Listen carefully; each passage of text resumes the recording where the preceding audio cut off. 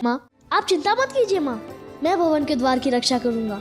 मैं आपकी सेवा करने ही तो आया हूँ ना माँ। अच्छा, किंतु आप ऐसा कैसे कर पाओगे पुत्र? मैं करूंगा ना रक्षा माँ। दिव्य है मेरा पुत्र, किंतु मुझे इसको और शक्तियां देनी होंगी। माँ मेरा विश्वास कीजिए, मैं आपकी रक्षा करने में सक्षम हूँ। हाँ पुत्र, किंतु फिर भी मैं आपको कुछ और ज्ञान भी देना चाहती हूँ।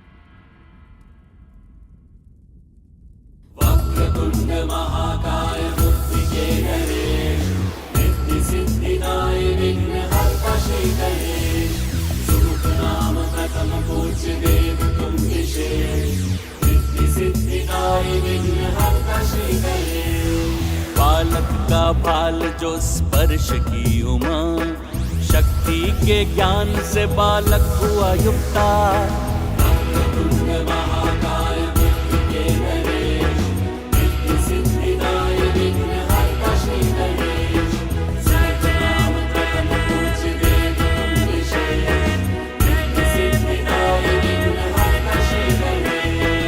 माँ अब मैं आपकी रक्षा के लिए पूर्णतः तैयार हूँ। नहीं, कदाचित इतना पर्याप्त नहीं है पुत्र। पर्याप्त है माँ, अब मैं किसी का भी सामना कर सकता हूँ। हाँ पुत्र, किंतु आपको अभी भी और शक्ति की आवश्यकता है।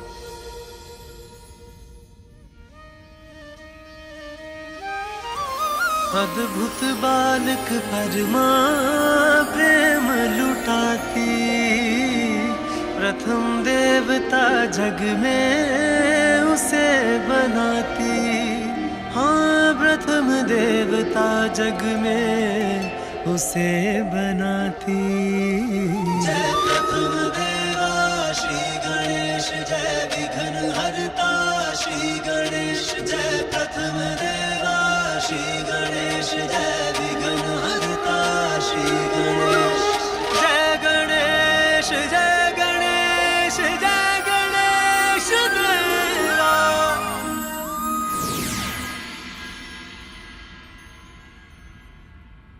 पुत्र,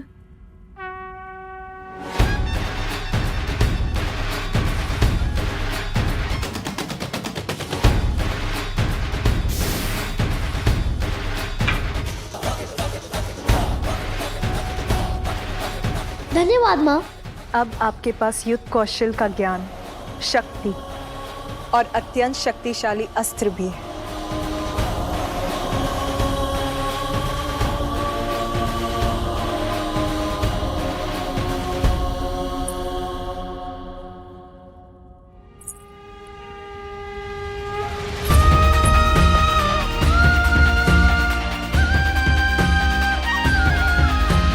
पुत्र, मैं स्नान करने जा रही हूँ। स्मरण रहे, किसी को भी भीतर मत आने देना।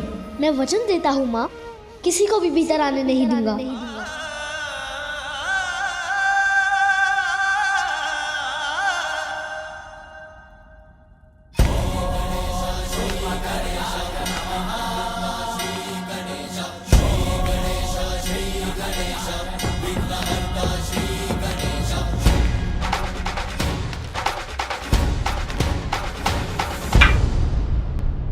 प्रभु शिव शंकर की, प्रभु शिव शंकर की, प्रभु शिव शंकर की, प्रभु शिव शंकर की।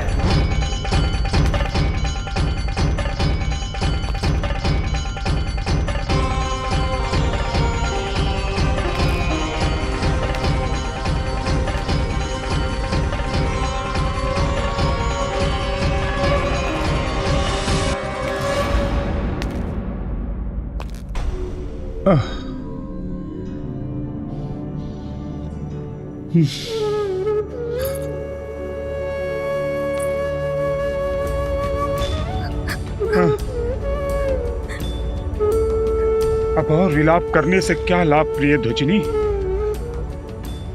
जो मैंने किया उसका दंड मुझे मिला। मत रो, शांत हो जाओ। मैं आपके लिए नहीं, पार्वती नंदन का विचार कर रो रही हूँ। मैंने कहा था आपको वहां मत जाइएगा, किंतु आपने मेरी एक ना सुनी।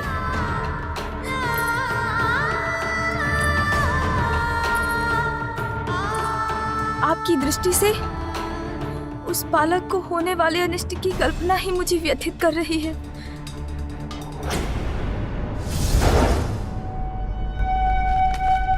प्रभु शिव शंकर की, प्रभु शिव शंकर की, प्रभु शिव शंकर की, प्रभु शिव शंकर की, प्रभु शिव शंकर की, प्रभु शिव शंकर की, प्रभु शिव शंकर की, प्रभु शिव शंकर की, प्रभु शिव शंकर की, प्रभु शिव शंकर की, प्रभु ठहर जाइए।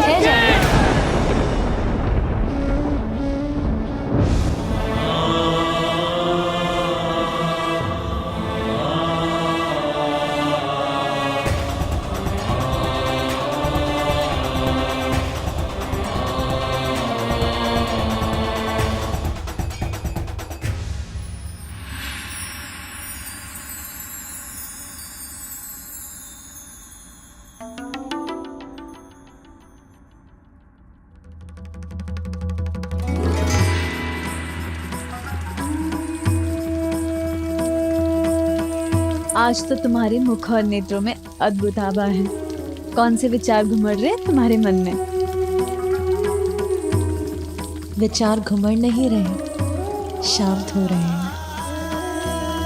आज मैं अत्यंत प्रसन्न और संतुष्ट हूँ। ठहर जाइए। कदाचित आपने ध्यान से नहीं सुना। किसी को भी भीतर जाने की अनुमति नहीं है। यहाँ तक आए हैं, ये तो बताइए, है कौन आप?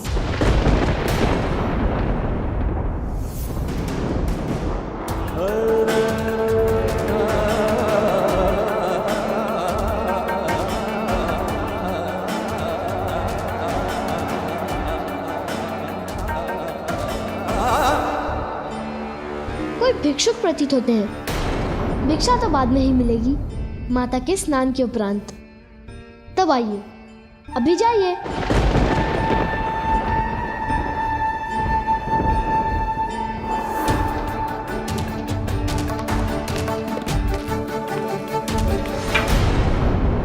सुना नहीं आपने? जाइए अभी।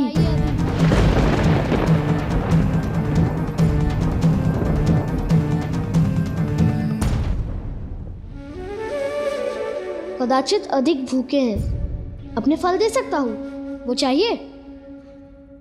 तुम कौन हो बालक? जिसने आपको रोका है।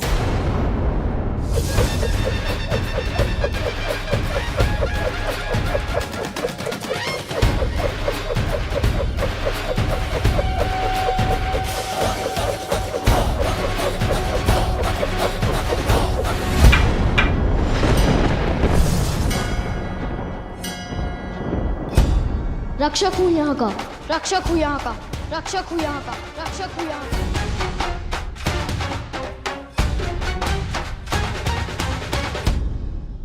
आए तो आप हैं। आप दीजिए अपना परिचय। कौन है आप? आपका नाम क्या है? ये तो बहुत बड़ा प्रश्न है कि मेरा नाम क्या है, मैं कौन हूं। तुम मुझे किसी भी नाम से पुकार सकते हो बालक। संसार के सभी नाम मेरे ही हैं।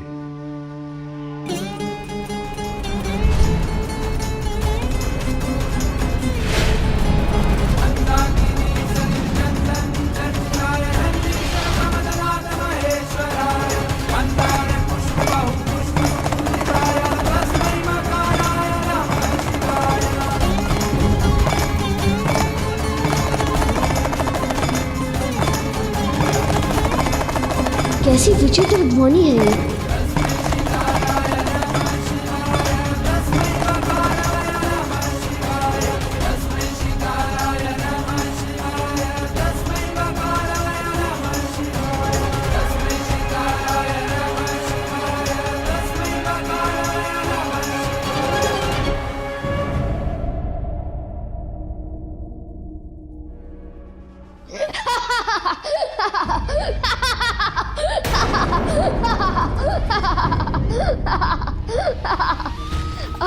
अर्थात आप मेरे जैसे ही हैं।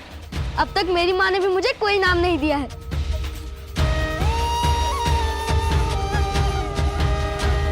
अच्छा, आपका नाम नहीं है तो अपने माता पिता का ही नाम बता दीजिए। मेरे कोई माता पिता नहीं है बालक। जो आदि अनंत हैं, स्वयं अजन्मे हैं किंतु जगत जिनसे है, जो सृष्टि के कण कण में वास करते हैं, भला उनके माता पिता कैसे हो सकते हैं? ओह, तो आपके माता पिता भी नहीं हैं। समझा, दुखद है। अच्छा, कोई निवास तो होगा आपका? कहाँ रहते हैं आप? सर्वत्र वास करता हूँ। सर्वत्र वास करता हूँ, सर्वत्र वास करता हूँ, सर्वत्र वास करता हूँ।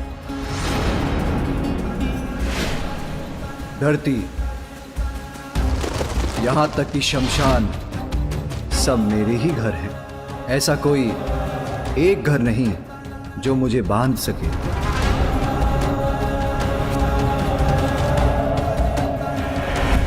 यही समझ लो, मैं सर्वत्र हूं और कहीं भी नहीं।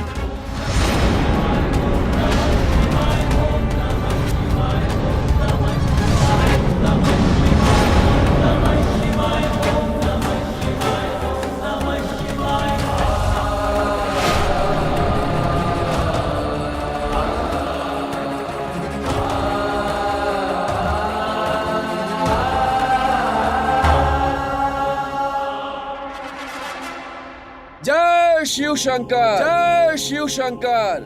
बालक समझकर मुझे अपनी गोल गोल बातों में भ्रमित करने का प्रयास कर रहे हैं।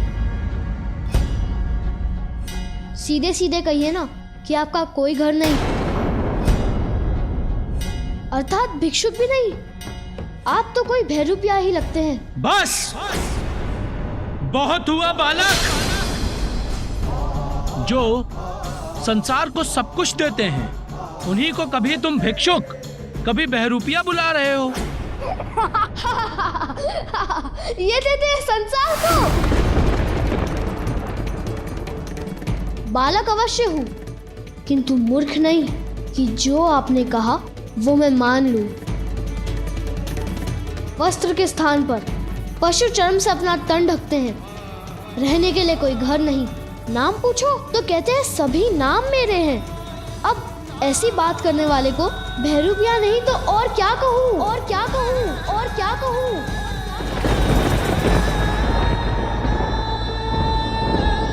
एक बार किसी जलाशय में स्वयं को झांक कर देखिए, भिक्षुक या भैरूपिया ही प्रतीत होते हैं। ये बालक कुछ भी कहे जा रहा है और प्रभु मुस्कुरा रहे हैं।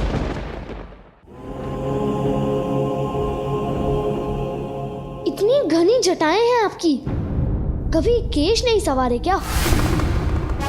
बालक, प्रभु की जटाओं का अर्थ भी जानते हो? मेरे प्रभु। सखी, कुछ तो कहिए, किसके विचारों में डूबी हैं आप?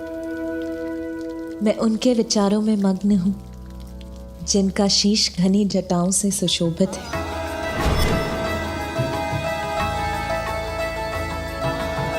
जो उनकी शेष पवित्रता का प्रतीक है, जिनकी उन जटाओं से होकर तो स्वयं परम पावन देवी गंगा की निर्मल जल धारा प्रवाहित होती है।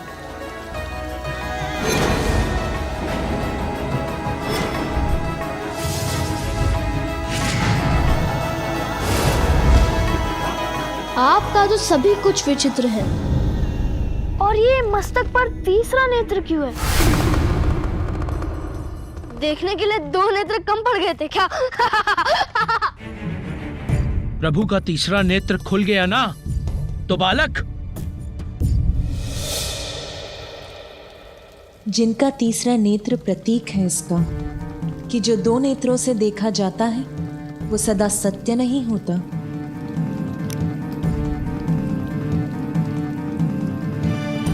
जीवन के परम सत्य को ज्ञात करने के लिए तो अंतरात्मा की सूक्ष्म दृष्टि की आवश्यकता होती है। वही सूक्ष्म दृष्टि तो प्रदान करता है तीसरा नेत्र। इन्हें और सच्चा ज्ञान? यदि ज्ञानी होते तो अपने गले में सर्प लपेटे क्यों घूमते? मुझे तो लगता है कि ये कोई बुद्धिहीन प्रतीत होते हैं। जिनके तन पर लिपटा सर्प उनकी कुंडलिनी शक्ति के जागृत होने का प्रतीक है। वो जो चेतना से परिपूर्ण है और सर्प को अपने तन पर अपनाकर ये संदेश भी देते हैं कि बुरे की बुराई का अंत भी प्रेम से किया जा सकता है। विषधर को भी यदि हृदय से अपनाओ तो वो भी सच्चा साथी बन जाता है।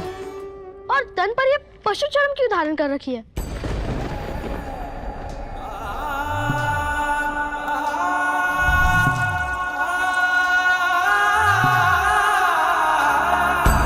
मृत पशु के चर्म को अपने देह पर धारण कर वस्त्र बनाने वाले वो ये संदेश देते हैं कि व्यर्थ में प्रकृति नष्ट ना हो,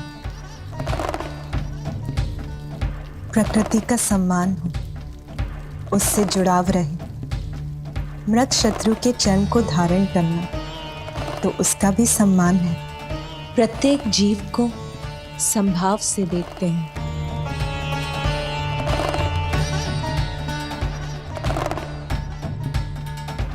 आपका तो ये अस्त्र और उस पर लटका ये वाघ यंत्र दोनों ही विचित्र है। क्या यंत्र है ये? डमरू। डमरू।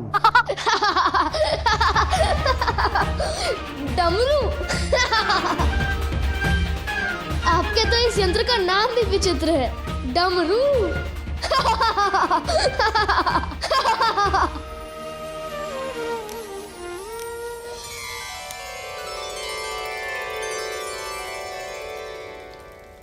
उनका त्रिशूल सहार का प्रतीक है और इसका भी कि उनका तमो, राजस और सात्विक तीनों गुणों पर पूर्ण नियंत्रण। उनके डमरू का आकार तो अनंत का ही स्वरूप है, जिनके नाद से ब्रह्मांड का, ब्रह्म अक्षर का, स्वर का व्यंजन और समस्त संसार का जन्म हुआ है।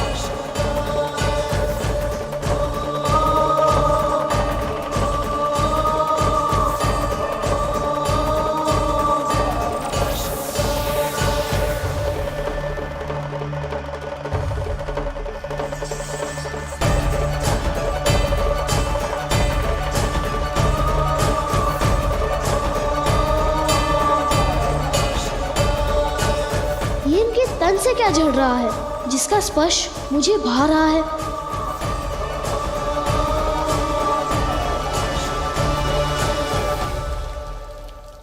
उनके तन पर भस्म का भी गूढ़ रहस्य है। भस्म तो वो है जो अनश्वर है, वो विभूति है जो हमें बोध कराती है कि जो जन्मा है उसे एक दिन भस्म भी होना है, और भस्म होने के साथ नश्वरता का भी अंत होता है। इसीलिए भस्म ही वास्तविक ऐश्वर्य की प्रतीक है।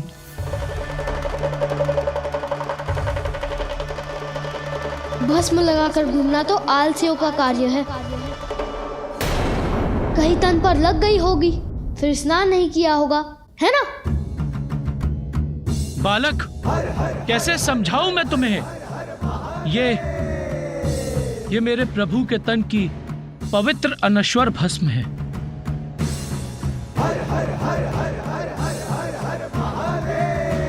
अच्छा बालक, बहुत हुआ वार्तालाप, हमें भीतर जाने दो। जाने दूं? कदापि नहीं। मेरी माँ का आदेश है।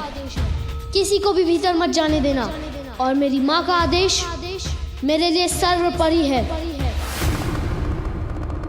बालक, अपनी माँ के प्रति तुम्हारी भक्ति देखकर मैं बहुत प्रसन्न हूँ, किंतु मैं तुम्हारी माँ का बस बस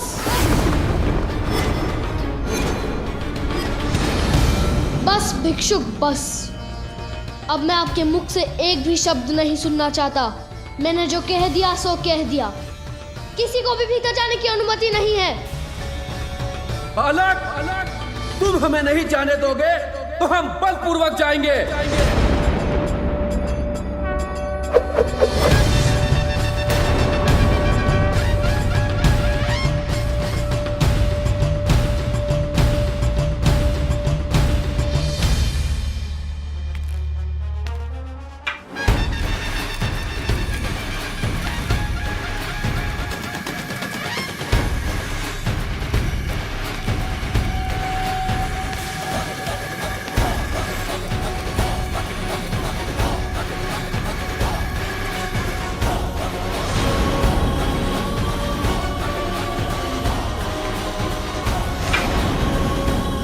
जब तक मैं इस द्वार की रक्षा कर रहा हूँ, तब तक कोई इस रेखा को नहीं लांघ सकता।